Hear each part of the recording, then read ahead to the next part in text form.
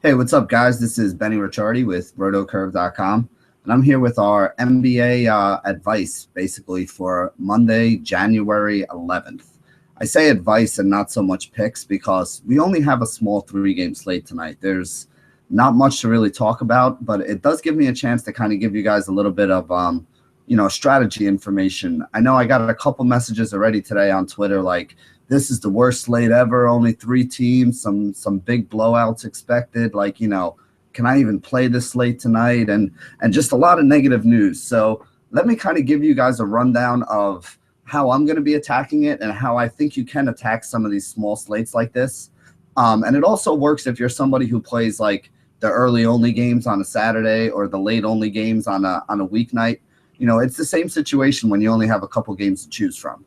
So basically, for those of you who don't know what's going on, the three games that we have today, we have San Antonio going up against the Brooklyn Nets. It's a 193 total with a 15-point spread in San Antonio's favor right now. We also have the Golden State Warriors, a good defensive team, even though they do play paced up, going up against the Miami Heat, who's another very good defensive team that usually plays, paced down a little bit. So it's not really a great spot to target for fantasy. It does have a high total at 207, but the Warriors are favored by about 15 points in this one, and most projections you look at expect their starters to play a few less minutes than they usually do, which is never something that's good when you have to pay up for them. So that really only leaves one other game on the slate for us, and that's the Chicago Bulls going up against the Washington Wizards. Now, both of these teams have been playing paced up so far this year. It's a 207 total here with only an 8-point spread. So of all the games that we have, this one is by far the best one to target.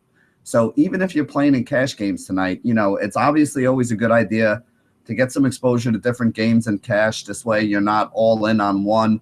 Being all in and stacking a game is usually more of a GPP strategy. But I actually like doing it in cash games on a small slate like this, because if you expect that Warriors game gets a little bit out of hand, or the Spurs game gets a little bit out of hand, or both of them, if you have a lot of exposure to the one game that does stay close, which tonight looks to be probably the Chicago and Washington game, it's also one of the higher scoring ones on the slate.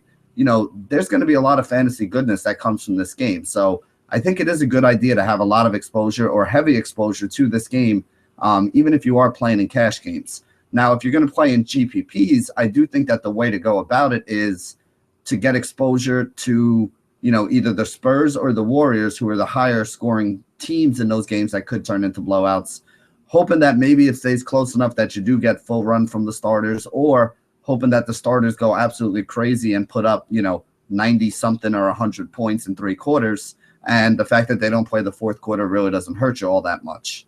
I think it's better to look away from the Washington and Chicago game if you're playing in tournaments, because I do think that that's going to be the game that has the highest ownership. But if you're playing in cash, I think you need the most exposure to that game and then mix in a couple guys from the other spots.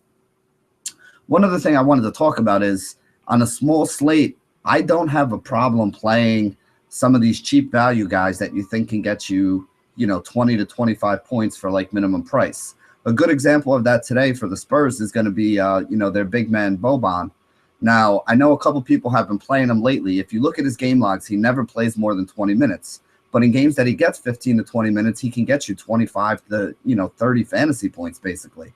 So in a game like this that could turn into a blowout, they're going to need a big man to deal with Brook Lopez on the other side. If you figure that they're going to rest Tim Duncan a little bit, this could be that game where you get 15 to 20 minutes out of Boban, and he gets you 20 fantasy points to 30 fantasy points and does it for only 3K. So I do think that this would be a good day to maybe look at a guy like that in order to fit in like maybe a John Wall and a Jimmy Butler and a Pau Gasol from that Bulls game. And if you throw one or two little value guys or, one or two other players into different spots there, I think you're going to wind up rounding out a really nice roster.